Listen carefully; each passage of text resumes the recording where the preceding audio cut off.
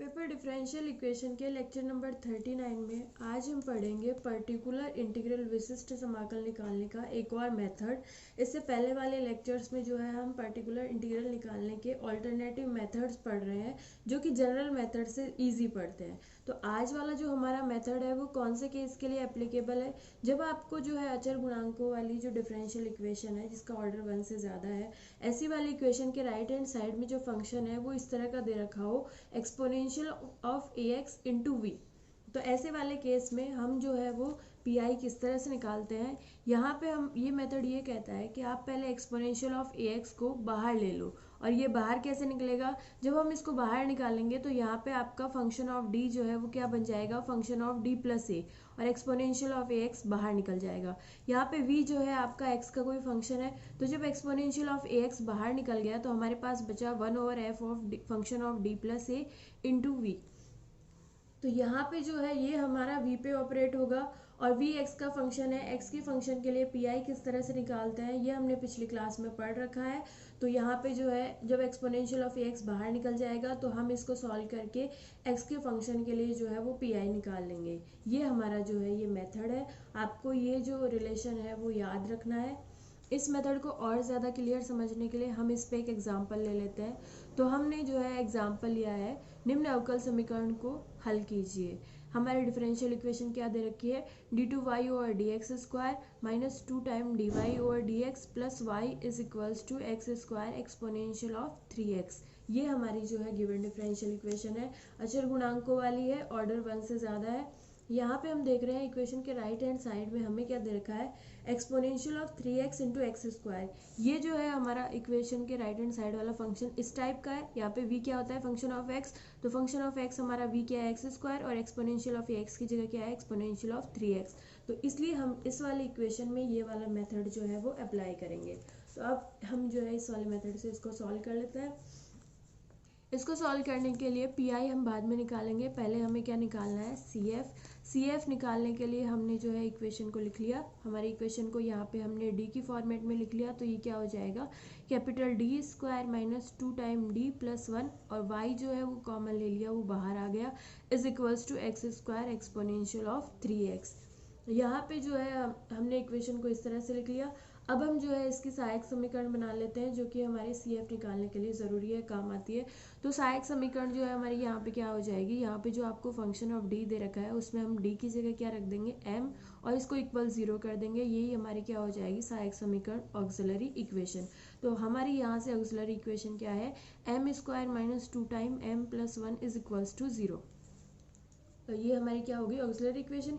यहाँ से हमें m की वैल्यू निकालनी है, तो इसको हम क्या लिखेंगे, m माइनस 1 का whole square is equals to 0। यहाँ से हमारी m की वैल्यू क्या आ जाएगी, 1 1 दो बार, दो फैक्टर है m माइनस 1, दोनों को इक्वल 0 करेंगे तो 1 और 1 दो बार आ जाएगा। तो यहाँ पे हमारी m की दो वैल्यू आ गई। तो हमारा सी एफ हम जानते हैं इस केस में क्या हो जाएगा, c1 plus c2 x into exponential of x। ये हमारा सी एफ हो गया। इसके बाद जो है हम पी आई और निकाल लेते हैं, और हम जानते हैं हमारा जो कंप्लीट सॉल्यूशन वो क्या होगा, C F plus P I. C F हमने निकाल लिया, अब पी आई और निकाल लेते हैं। तो पी आई और निकालने के लिए हमारा पी आई क्या हो जाएगा, हम यहाँ पे 1 ओवर फंक्शन ऑफ डी कर देंगे, और ये जो हमारे फंक्शन इक्वेशन के इधर जो फंक्शन है उसको हम लिख लेंगे। तो हमारा ये क्या हो जाएगा, P I is equals to 1 over D square minus 2d plus 1, और इसके साथ है exponential of 3x into X square, ये हमारा है।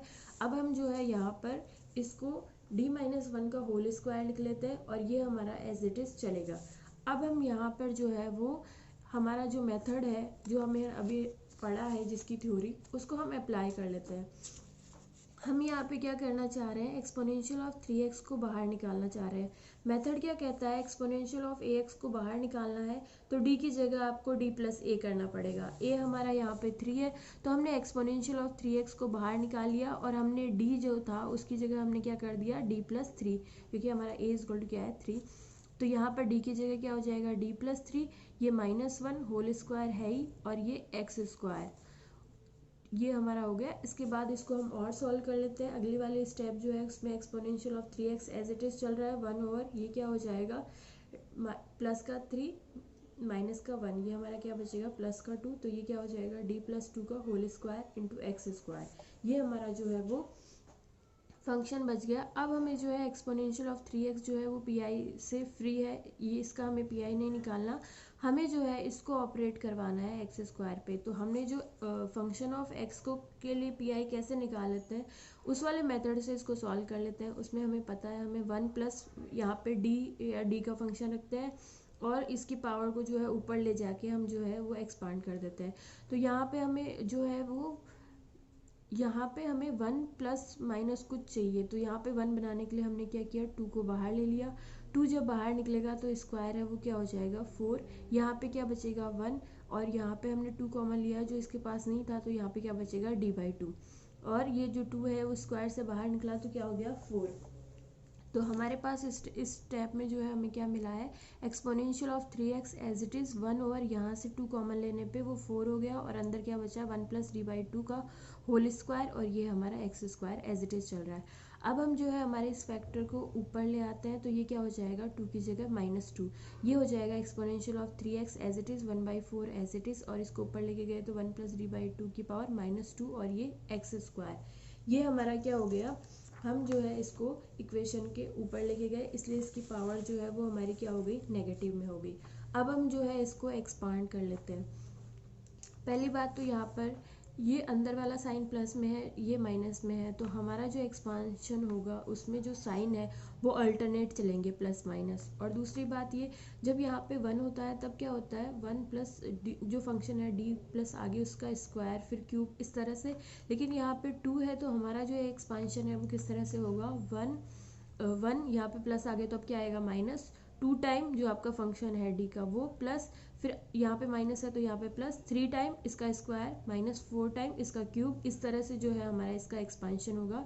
इस वाले फॉर्मूले को आप थोड़ा याद करके जाइएगा एग्जाम में, नहीं तो प्रॉब्लम हो सकती है। तो हमने क्या किया exponential of 3x as it is 1/4 as it is इसको एक्सपांड कर लिया। तो ये किस तरह से एक्सपांड हो गया 1 - 2 into d/2 plus 3 into d²/4 minus 4 into d³/9 और ये एज इट इज़ चलता रहेगा आगे और साथ में क्या है एक्स स्क्वायर। यहाँ पे जो है हमें जो है वो d³ तक d² तक ही लेना है क्योंकि d³ भी हमारा क्या हो जाएगा 0। ये d³ जब इस पे ऑपरेट होगा d³ का मतलब है 3 बार आपका डिफ्रेंशिएशन और x² का 3 बार डिफ्रेंशिएशन करेंगे तो क्या आएगा 0। इसलिए हमारे यहाँ पे काम की टर्म क्या है और बाद वाले जो है d4 वो भी 0 हो जाएंगे। तो यहाँ पे हमारी d² तक की टर्म्स ही जो है वो काम की है, तो हमने यहाँ पे d³ भी लिख लिया लेकिन काम की d² तक की है इसलिए हमने आगे वाली टर्म्स नहीं लिखी। अगली वाले स्टेप में exponential of 3x/4 as it is, यहाँ पे अब हमने एक्स स्क्वायर पे इनको ऑपरेट करवा दिया। तो पहले क्या होगा एक्स स्क्वायर को 1 से मल्टीप्लाइड किया एक्स स्क्वायर, यहाँ पे 2 माइनस एज इट इज़ 2 से 2 कैंसिल हो जाएगा, यहाँ पे d बचेगा, d को हमने एक्स स्क्वायर पे ऑपरेट करवा दिया plus 3/4 as it is d² को हमने ऑपरेट करवा दिया एक्स स्क्वायर पे माइनस 4/9 एज इट इज़ और d³ को हमने ऑपरेट करवा दिया एक्स स्क्वायर पे। इसकी आगे वाली टर्म्स भी इसी तरह से हमारी हो जाएगी, उनको हमने नहीं लिखा है क्योंकि वो 0 होने वाली है इसलिए।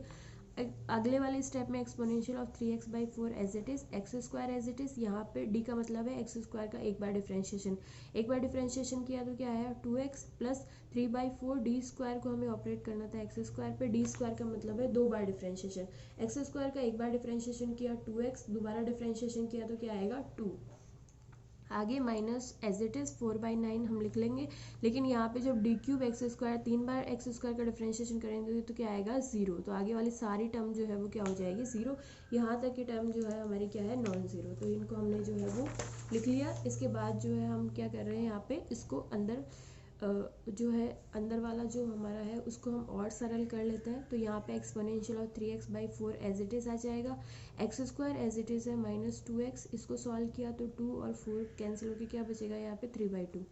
इसके अगले वाले स्टेप में हमने इसमें से एलसीएम ले लिया, एलसीएम क्या आएगा 2 जो इस वाले 4 से मल्टीप्लाइड होकर क्या हो जाएगा 8, अंदर एलसीएम लिया है तो ये क्या हो जाएगा 2x² माइनस 4x प्लस 3 और ये हमारा एक्सपोनेंशियल ऑफ 3x/8 हमारा साथ में चल ही रहा है।